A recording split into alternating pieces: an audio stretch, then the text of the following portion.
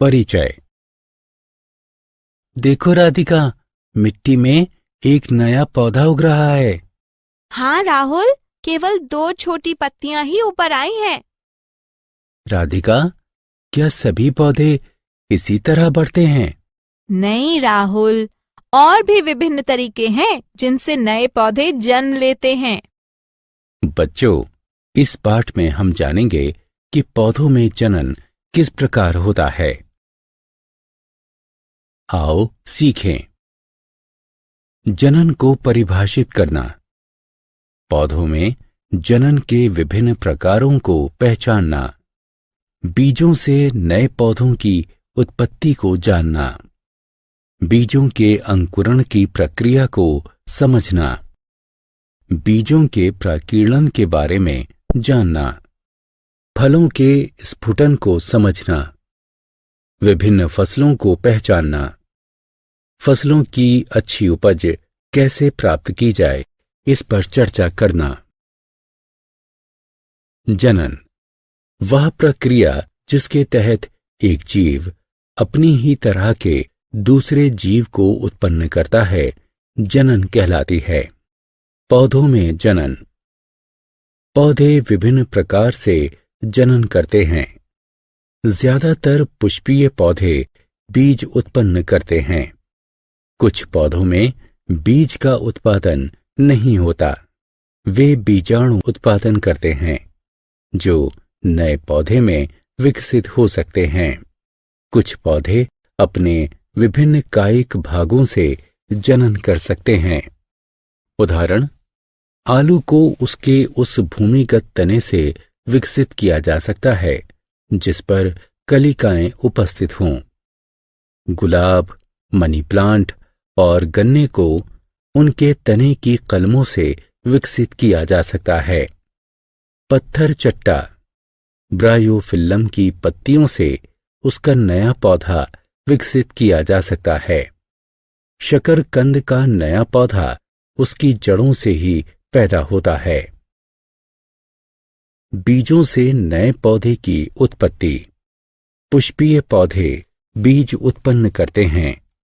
किसी भी पौधे के द्वारा उत्पन्न किए गए हर बीज के अंदर एक शिशु पौधा उपस्थित होता है, जिसे भ्रूण कहते हैं। बीज के चारों ओर एक कठोर आवरण होता है, जिसे बीज पत्र कहते हैं, जो शिशु पौधे को संरक्षण देता है और बीज को सूखने से बचाता है। बीज का अंकुरण। बीज अनुकूल परिस्थितियों में अंकुरित होना प्रारंभ करते हैं।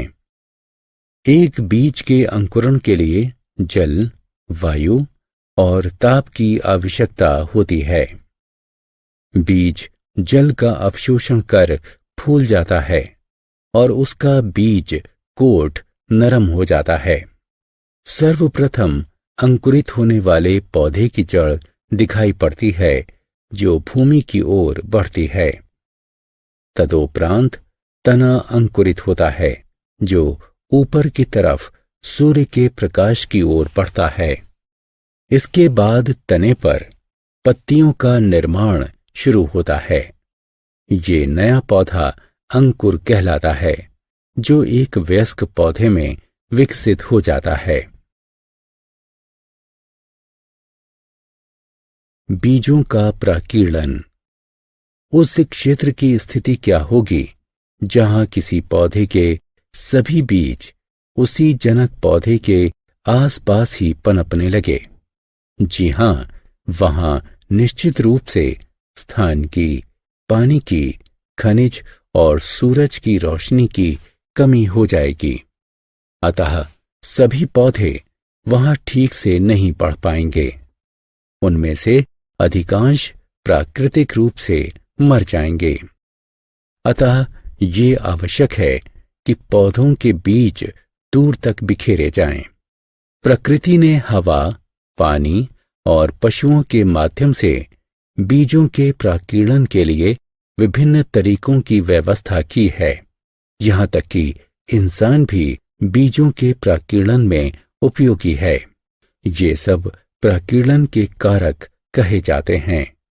हवा, बीज जो भार में हल्के होते हैं और जिनके पंख या पर होते हैं, जैसे कपास, डेंडेलियन, मेपल यानी द्विफल, हवा द्वारा बिखेरे जाते हैं। फलों का स्फुटन, कुछ फल पकने के बाद जोर से फूटते हैं, जिससे उनके बीज दूर जाकर गिरते हैं। इस तरह की प्रक्रिया फलों का स्फुटन कहलाती है। उदाहरण: जिरेनियम, बाल्सम, मटर आदि। फसल, विभिन्न पौधे जो खेतों में किसानों के द्वारा उगाए जाते हैं और कई तरीकों से उपयोगी होते हैं, फसल कहलाते हैं। फसलें मुख्यतः 3 प्रकार की होती हैं। खाद्य फसलें, उदाहरण गेहूं, चावल, सब्जियां। रेशा फसलें, उदाहरण कपास और जूट। तेल उत्पादक फसलें, उदाहरण सरसों, सूरजमुखी, मूंगफली। जो फसलें सर्दियों के मौसम में उगाई जाती हैं, उसे रबी की फसल कहते हैं, उदाहरण गेहूं और चना। जो फसलें गर्मियों के मौसम में उगाई जाती हैं, उसे खरीफ की फसल कहते हैं, उदाहरण चावल, ज्वार, मक्का, बाजरा। विभिन्न प्रकार की फसलों को भिन्न भिन्न मात्रा में जल, वायु, सूर्य के प्रकाश और मिट्टी के प्रकार की आवश्यकता होती है। आओ खेलें। कॉलम अ का कॉलम ब से मिलान करें।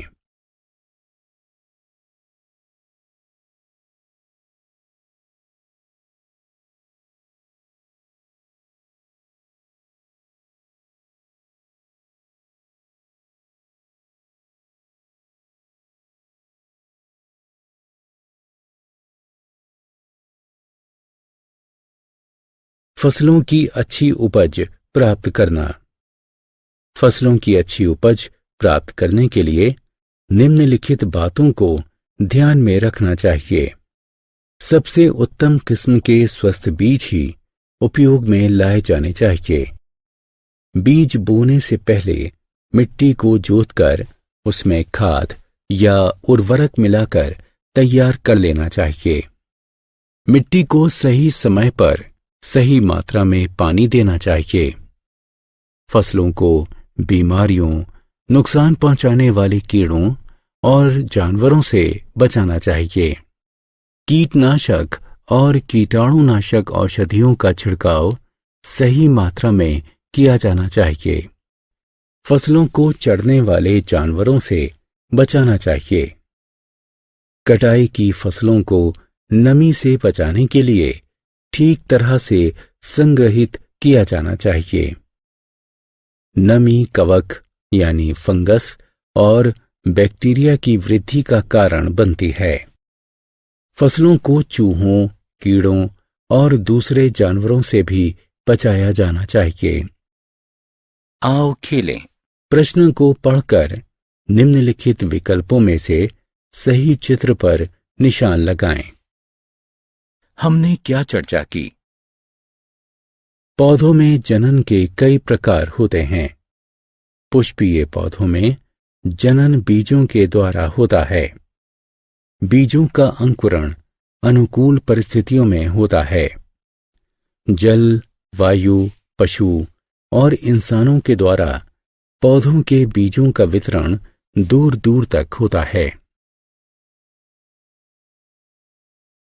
विभिन्न प्रकार की फसलों को भली भांति विकसित होने के लिए भिन्न भिन्न जलवायु परिस्थितियों की आवश्यकता होती है। हम उचित परिस्थितियां प्रदान करके फसलों की अच्छी उपज प्राप्त कर सकते हैं। फसलों को उचित संरक्षण और देखभाल प्रदान की जानी चाहिए।